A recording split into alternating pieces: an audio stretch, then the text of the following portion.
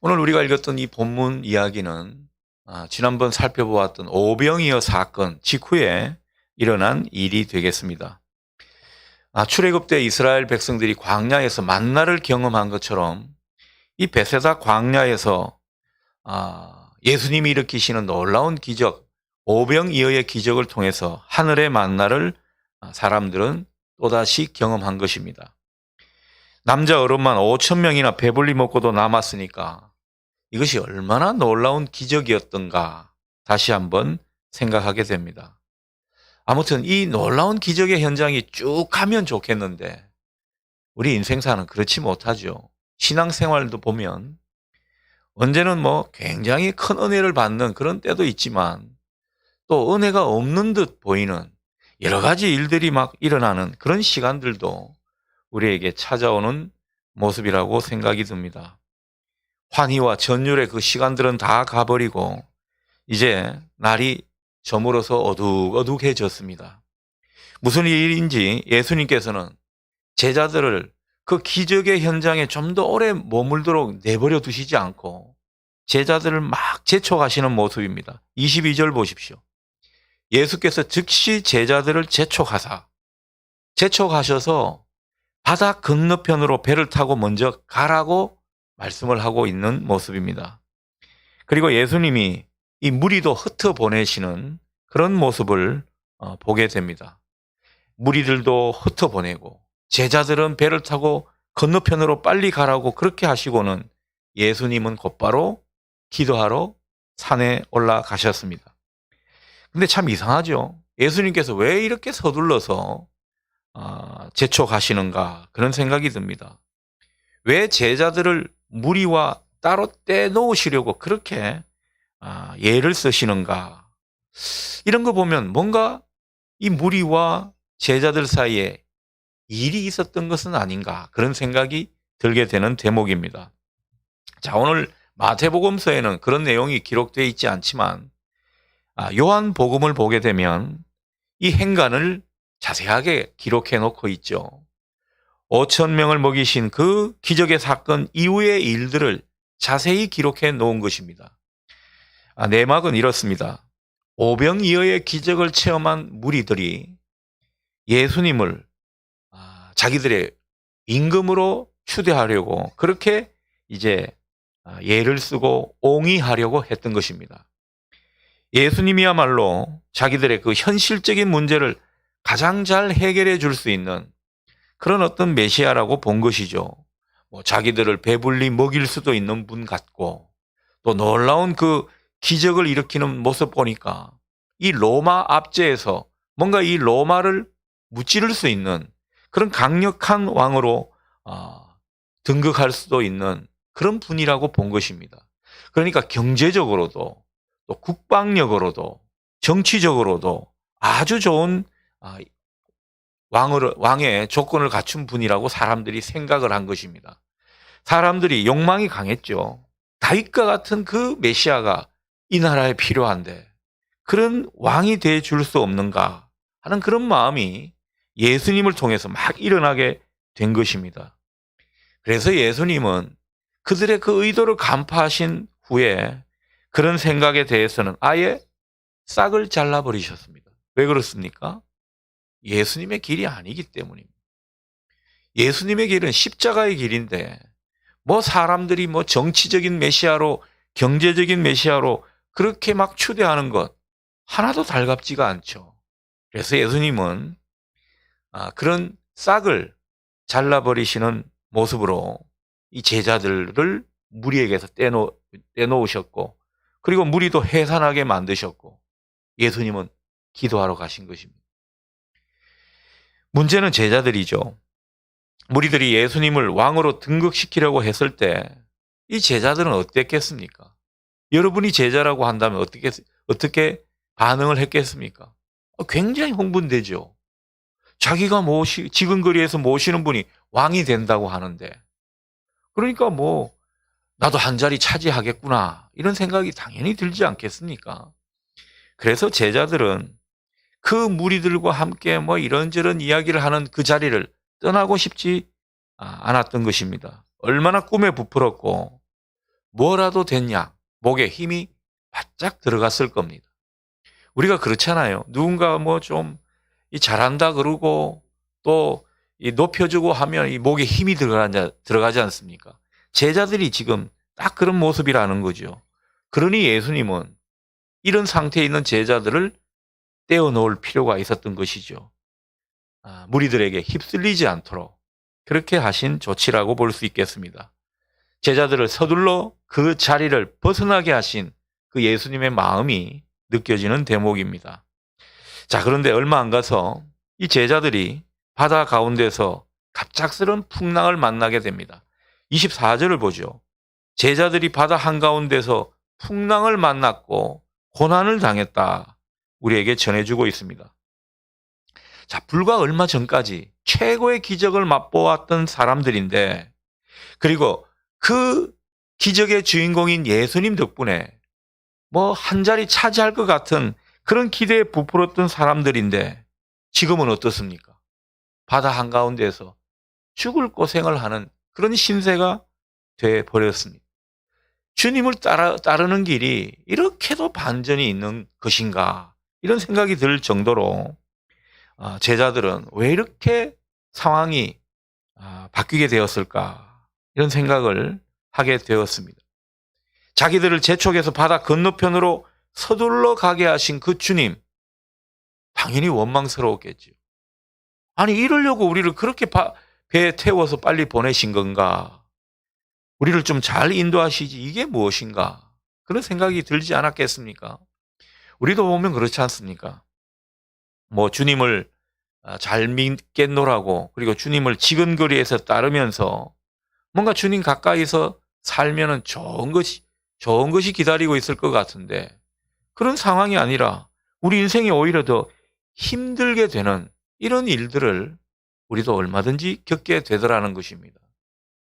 우리가 뭐 굉장히 즐거운 그런 일들만 있는 것이 아니라 오늘 이 제자들처럼 정말 고난당하고, 그리고 때로는 죽을 위협에 놓이는 그런 일들도 주님을 따르는 가운데 얼마든지 있을 수 있다라는 거죠. 그러나 그 모든 일에는 여러분 다 이유가 있습니다. 주님께서 우리를 뭐 연단을 하시든 아니면 그것을 통해 축복의 발판으로 삼으시든 주님만의 분명한 의도와 목적이 있다는 사실을 우리는 이런 장면들을 보면서 인정하면 좋겠습니다. 자, 아무튼 제자들은 정말 이 주님을 원망하고 싶은 그런 마음이 많았던 상황입니다. 자, 그러면서 한편으로는요, 이 제자들이 또 주님을 따라 간 그 세월이 한두 세월이 아닌데 이들은 아마 또 기도했을 겁니다. 절망적인 위기에서 예수님이 함께 하신다면 정말 빠져나올 수 있을 텐데 하면서 간절히 주님을 찾고 또 하나님께 부르짖는 아마 그런 모습도 있었으리라 생각이 듭니다.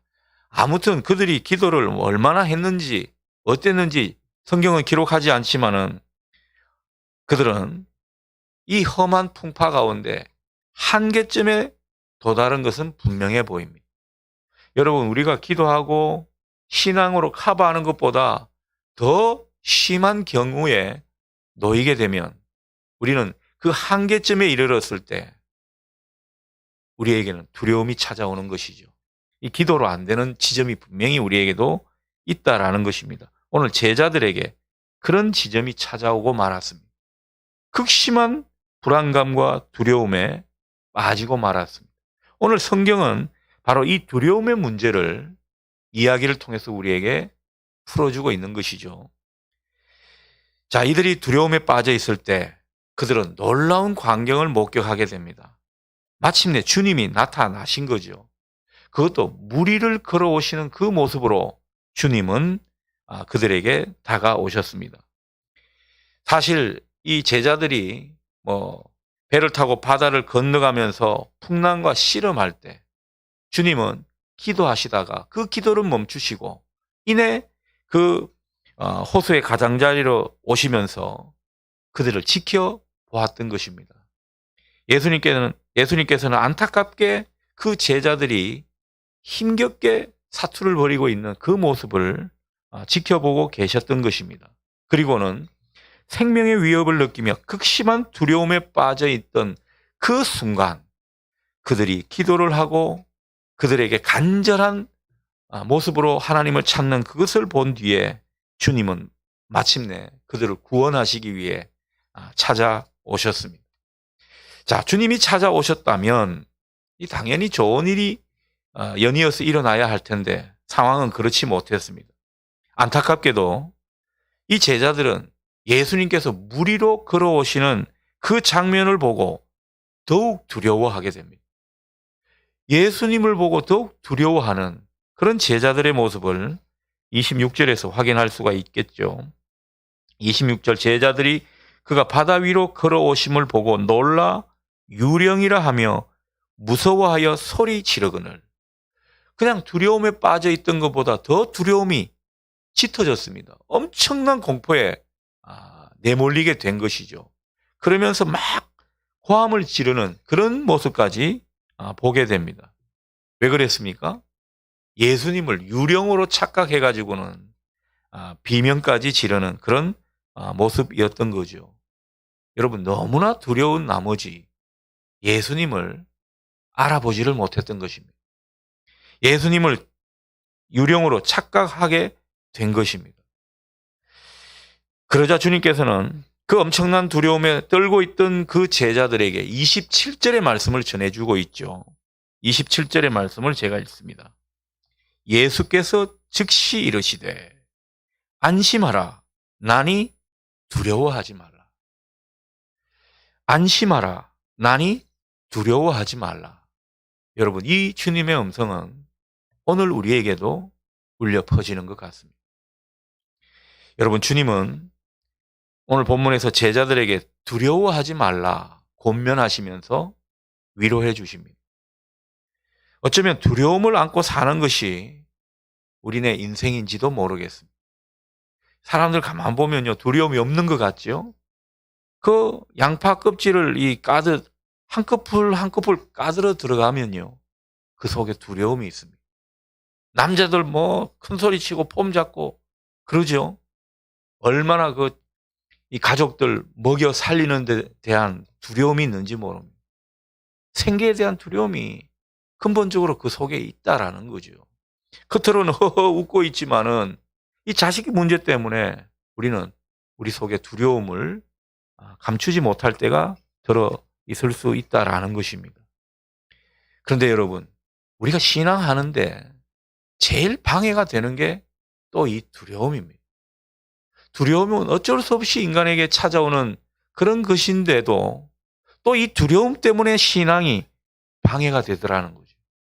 여러분, 세상은 우리에게 두려움을 자꾸 주입시키는 그런 모습이 있을 때가 많습니다. 신문을 보고 이 뉴스를 계속 보고 있으면요, 얼마나 이 두려움이 엄습해 들어오는지 모릅니다. 어르신들 보면은 계속 이 뉴스 같은 거 많이 보죠. 그러면 시사에 발극까지는 좋은데 얼마나 걱정이 앞서 있는지 모릅니다. 그래서 북한이 미사일을 쏘대고 그러면은 저희 어머님은 또 이 교회는 괜찮은가 싶어가지고 미사일을 동해로 쏘지 여기 쏘고 있습니까? 두려움이 자기도 모르게 드는 것이죠. 여러분, 화물연대가 파업해서 물류 대란이 일어난다고 그렇게 보도를 하니까 이게 가만히 있던 그 마음이 갑자기 두려움이 엄습해 들어오는 것 같습니다.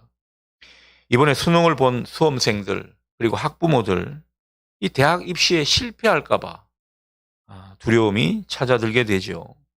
괜한 걱정을 더 하게 되는 그런 일들을 보게 됩니다. 저희 아이는 이제 막내가 고등학교 이제 2학년 올라가는데 정신을 차리는 것까지 좋은데 벌써 이 고3 수험생의 그 감정이 전이된 것처럼 두려움을 느끼는 그런 모습을 보게 됩니다. 그래서 불안해하는 거죠. 그렇게 놀더니만 이제 정신을 차리려고 하는 건지.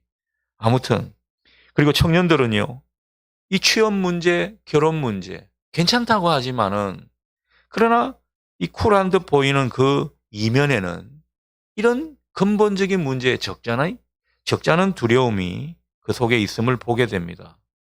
우리가 건강에 이상 징후라도 나타나기라도 한다면, 또 노후 문제를 생각하게 되면 우리는 괜히 불안해하면서 전전긍긍하게 되는 것이죠. 우리네 인생은 이렇듯 두려움을 안고 사는 것이 아닌가, 그런 생각을 하게 됩니다. 그러나 여러분, 이 두려움은 우리 안에 있다면 몰아내야 하는 것입니다. 이 두려움은 우리의 모든 자신감을 꺾어버리기 때문이죠. 우리 안에 두려움이 있게 되면 우리는 소심하게 됩니다. 두려움이 있는데 담대한 사람 봤습니까? 두려움과 담대함은 이 반대 개념이거든요. 그래서 이 두려움이 우리 속에 있게 되면 소심하게 되고, 결국 우리는 주님을 의심하는 불신앙에 빠지게 되는 이런 일들도 얼마든지 있을 수 있다라는 것입니다. 오늘 장면을 우리가 확인하면서 그런 것을 많이 느끼게 되죠. 두려움은 우리에게서 행복을 앗아가고 심지어 절망에 빠뜨리게 됩니다. 여러분, 절망에 이르는 그 사람들 보면 그 속에 두려움 문제를 해결하지 못해서 그런 것을 우리가 보게 되는 것입니다. 그래서 성경은요, 자주 우리에게 두려워하지 말라, 염려하지 말라. 여러분, 두려워하지 말라, 염려하지 말라, 이런 류의 말씀이 성경에 얼마나 기록된 줄 아십니까? 365회. 그러면 뭐죠? 매일 우리가 두려워한다는 겁니다. 매일 염려하고 있다라는 거죠. 그래서 주님은 두려워하지 말라는 말씀을 자주 하시는 것입니다. 심리학자 앨런 다운스라는 분은 이런 책을 썼죠. 리더여, 두려움을 극복하라. 이런 책을 쓰면서 그 내용 중에 하나가 이런 겁니다. 성공을 하려면 그 성공의 핵심이 뭐냐? 두려움에서 해방되는 것이다. 그래서 7가지 이 아젠다를 제시하면서 두려움에 해방되는 그런 길을 제시하기도 하는 것입니다. 여러분, 디모데후서 1장 7절 말씀에 보면 하나님께서는 우리에게 두려워하는 마음을 주신 것이 아니다. 하나님은 우리에게 절제하고 사랑하는 마음을 주셨다. 이런 말씀을 기록해 놓고 있습니다. 두려움은 하나님에게서 비롯된 것이 아닙니다. 두려움의 해결은 하나님에게서 비롯되는 것이죠. 그러니 이 두려움의 문제를 잘 해결하는 것, 신앙생활에서 얼마나 중요한지 모릅니다. 우리 안에 있는 이 두려움의 문제는 방치하지 말고 이것을 적극적으로 해결하는 것이 신앙의 길이고 지혜의 모습인 것이죠. 여러분 안에 어떤 두려움이 있습니까? 이 두려움의 문제를 주님 안에서 잘 해결하실 수 있기를 축복합니다. 자, 그렇다면 이제 제자들 왜 그랬는지 한번 보겠습니다. 제자들이 물 위로 걸어오신 주님을 보고 왜 두려워했을까요?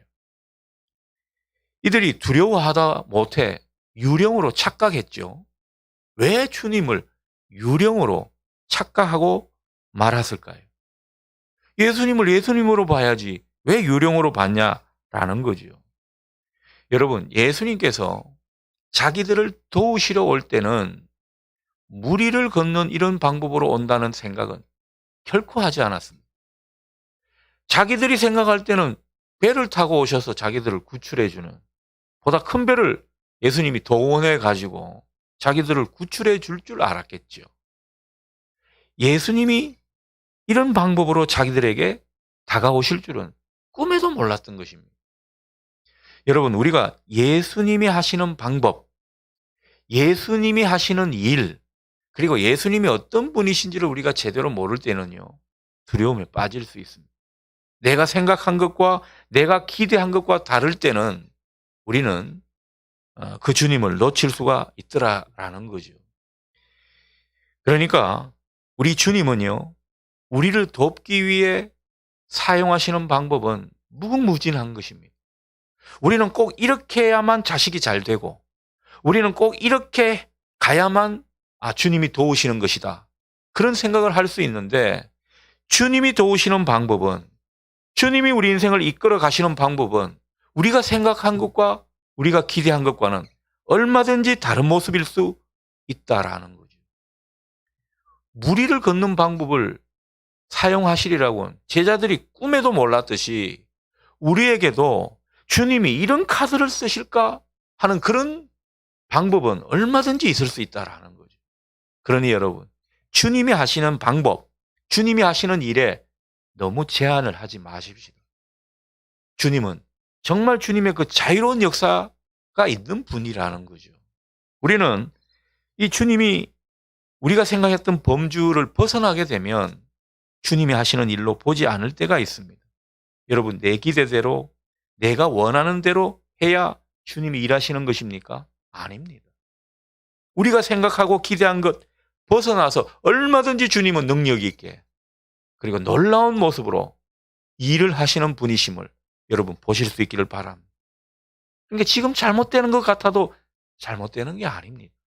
일이 지연되는 것 같아도 이게 지연되는 게 아니에요. 오히려 주님에게는 빠른 길이라는 사실을 여러분 깨달을 수 있기를 바랍니다. 그래서 우리가 이 주님이 하시는 방법, 또 주님이 이끌어 가시는 그 모든 모습을 때로는 제한할 때가 있는데 그런 방법을 인정할 줄 알아야 우리는 두려움에서 벗어날 수 있는 것입니다. 우리가 두려워하는 건 내 범주를 고집하기 때문입니다. 이렇게 돼야 안심이 된다라는 거죠. 얼마든지 주님은 우리가 생각하는 것과는 다른 방법으로 하시는 그런 분이심을 인정할 때 우리는 두려움에서 벗어날 수 있음을 보실 수 있기를 바랍니다. 자, 그런데 제자들이 예수님을 유령으로 보고 두려워했던 데는 보다 근본적인 이유가 있습니다. 여러분, 예수님께서 제자들에게 뭐라 말씀하셨습니까? 안심하라. 나니 두려워하지 말라. 이렇게 말씀하셨습니다.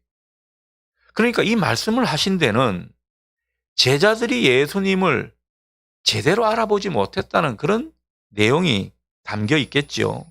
주님으로 제대로 못 봤다라는 것입니다. 예수님을 주님으로 제대로 못 봤기 때문에 이들에게 두려움이 일어나게 된 것입니다. 여러분, 예수님이 누구신지를 제대로 알았더라면 상황은 많이 달라질 겁니다. 여러분, 우리가 예수님을 믿는데 이상하게 자식 문제만큼은 예수님이 우리의 주인이 아닐 때가 있습니다. 이거는 세상적으로 이렇게 자식을 잘 훌륭하게 키운 사람들의 그 가르침과 노하우가 때로는 우리 생각을 지배할 때가 있습니다. 아니요. 예수님은 우리의 모든 문제에 있어서 주인이십니다. 우리 모든 문제를 해결하실 수 있는 그런 능력이 많으신 주님이 우리가 믿는 주님이시라는 거죠. 우리가 보면요. 사업에는 주님으로 모시는 것 같은데 또 다른 부분에서는 그렇지 않고 건강의 문제에 있어서는 이거는 내 식대로 해야 되는 그런 어떤 모습이 우리에게 있을 수 있다라는 거죠. 여러분, 모든 부분에서 예수님을 우리의 주님으로, 권능의 주님으로 보실 수 있기를 바랍니다. 그걸 놓치게 되면요, 두려움에 빠지는 겁니다. 왜? 주님이 그 능력을 행사할 수 없다고 보기 때문이죠.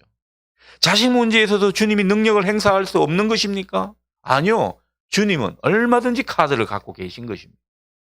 그러니 내 눈에는 다 보이지 않더라도 주님은 모든 것을 쥐고 있다고 생각하시고 그 주님께 가까이 나가서 내 간절한 모습으로 주님께 아뢰면 주님은 그 문제를 맡아 주관하셔서 해결해 주시는 분이십니다.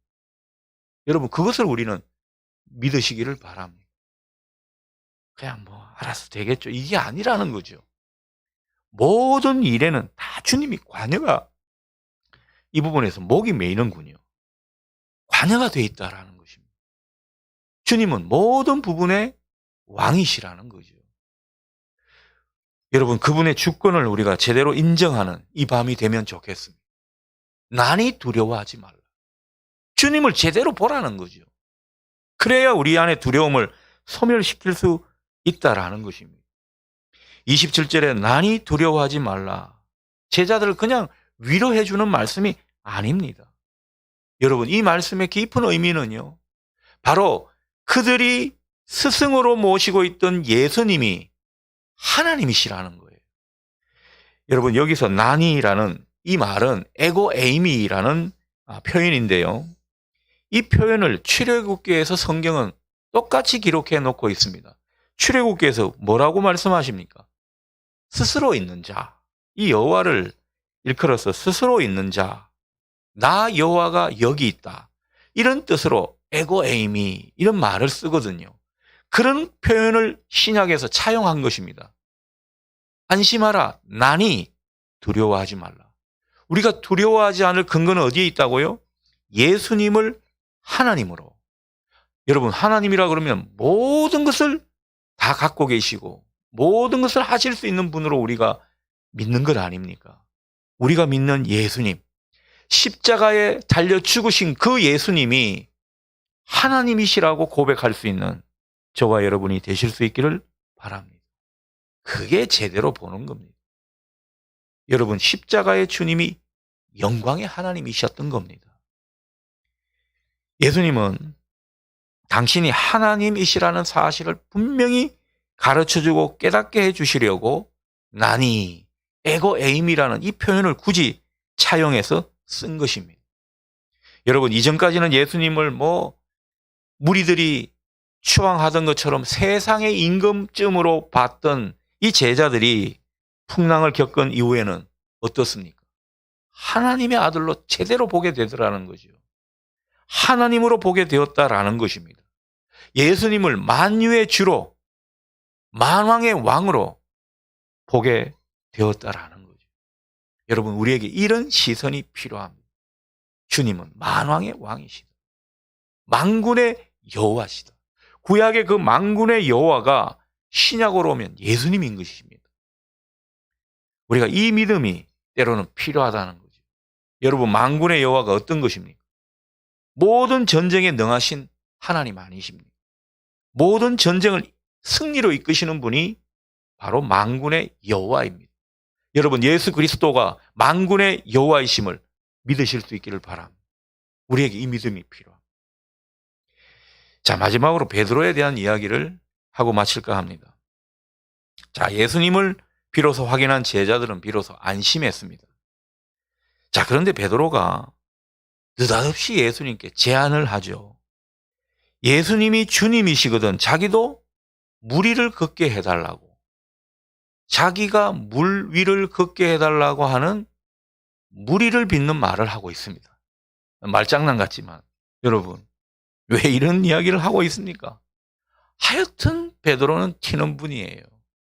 그냥 예수님 모시고 편해지면 그걸 즐기면 좋겠는데 자기도 이제 예수님처럼 물 위를 걷게 해달라고 그렇게 이제 소원하는 거죠. 여기까지는 좋은 것 같아요. 주님이 하시면 제자인 나도 얼마든지 할 수 있다. 이것도 하나의 믿음이거든요. 그런데 이 베드로의 믿음은요, 냄비 같은 믿음입니다. 굉장히 호기롭게 믿는 것 같지만은 그 다음 상황이 어떻습니까? 그냥 물에 빠져버리고 맙니다. 이 예수님의 은혜로 놀랍게도 베드로는 얼마 동안은 이 물 위를 걸었죠. 자, 그런데 이 물 위를 걷게 된 것은 어떻게 물 위를 걷게 된 것입니까? 예수님이 말씀하셨고 그 말씀에 순종하니까 이 잠깐이지만 물 위를 걸어간 것입니다. 그런데 잠시 후에 그는 그만 물에 빠지고 말았습니다. 30절 보십시오. 그렇게 물 위를 걷게 해달라고 말을 한 베드로가 30절에는 어떻습니까? 바다에 빠져가지고 무서워가지고 소리를 치는 모습입니다. 주님, 저를 구원해 주십시오. 아무튼 버라이어티한 캐릭터입니다. 참 독특한 분이죠. 우리 베드로 사도는. 아무튼 이런 모습을 보이고 있습니다. 자, 그렇다면 물 위를 잠시라도 잘 걷다가 왜 빠진 것입니까? 의심했다고 주님이 말씀하죠. 31절 보니까 주님은 그를 구해 주시면서 말씀하죠. 믿음이 없이 의심해서 그렇다. 잠깐이지만 믿음이 있다가 없어진 양, 그런 모습을 보이고 있더라라는 거죠. 여러분, 이 모습이 우리 모습 같습니다. 우리가 어떨 때는 막 호기롭게 예수님을 진짜 잘 따르는 사람처럼 믿음이 있는 것 같은데 어느 상황에 이르게 되면 그 믿음은 어디 가고 없는 것처럼 믿음이 식어져 버린 이런 모습을 우리는 확인하게 됩니다. 여러분 어떻습니까? 끝까지 믿음을 고수하고 믿음이 아주 그냥 충만해 살아가고 계십니까? 아니요. 주님이 우리에게 3일 예배를 허락하신 이유가 다 있을 겁니다. 이 믿음도 작심 3일 마냥 식어져 버리는 거죠. 자, 그렇다면 베드로가 왜 믿음이 식어졌는가? 왜 믿음이 있다가 없는 것처럼 돼 버렸는가? 그 이유가 뭐죠? 이유는 간단합니다. 예수님의 말씀을 듣고 그 말씀에 순종할 때는 예수님을 바라봤습니다. 근데 이내 성경은 뭐라고 합니까? 베드로가 뭘 봤죠? 바람을 보았다. 바람을 보고 그리고 막 출렁이는 파도를 봤겠죠. 예수님 외에 다른 걸 보게 되니까 그만 영향을 받은 것입니다. 여러분, 우리가 예수님 외에 다른 것을 보게 되면 예수님 말고 다른 것에 눈을 한참 팔게 되면 우리의 생각과 마음은 세상에 영향을 받게 되어 있습니다. 세상이 우리에게 두려움이라는 균을 자꾸 주입시키는 대로 우리에게 두려움이 자꾸 스며들게 돼 있더라라는 거죠. 그래서 불안과 염려 가운데 우리는 놓이게 되는 것입니다. 오늘 베드로가 그랬다라는 거죠. 예수님을 계속 바라보고 있지 못하고 바람을 보고 풍랑이는 그 바다를 바라보게 되니까 그만 물에 빠져버리고 마는 거죠. 능력을 잃어버린 겁니다.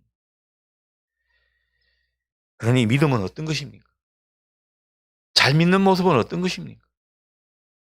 할 수 있는 한 한결같이 주님을 바라보는 것입니다. 여러분, 주님을 계속해서 바라보려고 주님께 우리 시선을 떼지 않게 하려고 우리는 새벽 제단을 쌓고 3일 예배를 드리고 하는 것 아닐까, 그런 생각을 잠시 해보게 됩니다. 여러분, 경건은 다른 게 아닙니다. 우리의 시선을 주님께 고정시키는 것, 이게 경건입니다. 그런 의미에서 여러분, 경건 생활 잘 하실 수 있기를 바랍니다. 우리의 시선을 다른 데 두지 않고 계속해서 주님만을 바라볼 수 있기를 바랍니다. 우리 믿음을 지키는 모습이라는 거죠. 주님을 보고 있으면서 다른 것을 하면 되는 것입니다. 근데 주님에게서 눈을 떼고 다른 것을 막 하니까 문제가 생긴 거죠. 우리가 목회 일을 할 때도 그런 것 같아요. 아니, 목사로 사는데 왜 두려움이 있습니까? 주님을 바라보는 것 같은데 주님 말고 딴 걸 바라보고 있는 것입니다. 교회에 돈 문제가 생기면 그냥 돈 생각하고 있는 거고, 사람 문제 생기면 또 사람 생각하다 보면 이 주님을 놓치는 거예요. 그러면 이 목회자들 마음 가운데도 평안이 있지 못하고 이 두려움이 찾아오게 되는 거죠. 여러분, 우리가 주님 외에 다른 것을 바라볼 때가 많이 있음을 솔직히 토로할 수 있기를 바랍니다. 많이 있습니다, 여러분. 그래서 우리는 겸손하게 주님 앞에 엎드리고 주님께 더 가까이 나가야 하는 존재라고 생각하면 되겠습니다. 나 주일에 주일 예배 한 번만 드려도 나는 끄떡없습니다. 정말 교만한 사람. 그저 시간 나는 대로 주님을 생각하고 주님께 엎드리는 것, 위대한 신앙입니다. 왜? 시선을 주님께 붙들어 매려고 작정하는 모습이기 때문이죠. 여러분, 신앙의 이 도 같은 분은요, 그게 잘 되는 겁니다. 여러분에게 이 은혜가 있기를 축복합니다. 우리 인생 가운데 때로는 풍랑이 일죠. 그러나 그 풍랑은요, 예수님을 보고 예수님이 누구신지 제대로 알고 그 주님이 우리와 함께 하시면 멈추게 될 줄 믿습니다. 오늘 그 결론이 그렇지 않습니까? 예수님께서 제자들에게 당신이 누구신지 보여주시고 또 그들과 함께 하시니까 그 풍랑이 잠잠해졌다고 우리에게 전해주고 있습니다. 그들이 예수님께 시선을 고정할 때 두려움의 문제는 결국 사라지고 말았습니다. 두려움 대신에 평안함을 찾았고 기쁨을 회복하게 된 것이죠. 여러분, 이때 제자들이 뭘 했습니까? 33절을 보시죠. 이게 뭐라고 보십니까? 33절이 예수님께 절하며 프로스키네오 경배했다. 예배를 드렸다라는 것입니다. 여러분 정말 이 우리의 회복된 것은 예배가 회복되면 그 삶이 회복되는 것입니다. 우리의 모든 문제는 주님 앞에 온전한 예배를 드리는 모습 가운데 다시 회복될 줄 믿습니다. 33절이 아주 인상적인 장면 아닙니까? 자, 그런데 이들이 예배를 드리면서 어떻게 고백하고 있습니까? 예수님을 비로소 하나님의 아들이라고 고백하고 있더라라는 거죠. 여러분, 예배를 드리면서 여러분이 드리는 예배 가운데 주님을 더욱더 주님으로 고백할 수 있는, 주님을 하나님으로 고백할 수 있는 여러분의 예배가 될 수 있기를 축복합니다. 우리가 예수님을 하나님의 아들로, 예수님을 진정한 우리 인생의 주님으로, 모든 인생사를 주관하시는 만왕의 왕으로 우리가 이해하고 믿고 그분을 인정하게 될 때 여러분 그 예배는 역동적인 예배가 되고 그 예배로 말미암아 우리의 인생 문제는 많은 부분 해결될 줄 믿습니다. 주님을 바로 알 때 우리는 담대해지고 만족하게 되더라는 것입니다. 용기를 내고 두려워하지 않게 되는 것이죠. 여러분에게 주님을 제대로 알고 제대로 보고 그 주님을 내 안에 제대로 모시는 이 은혜가 우리 모두에게 있기를 소원합니다. 이게 두려움을 이기는 길입니다.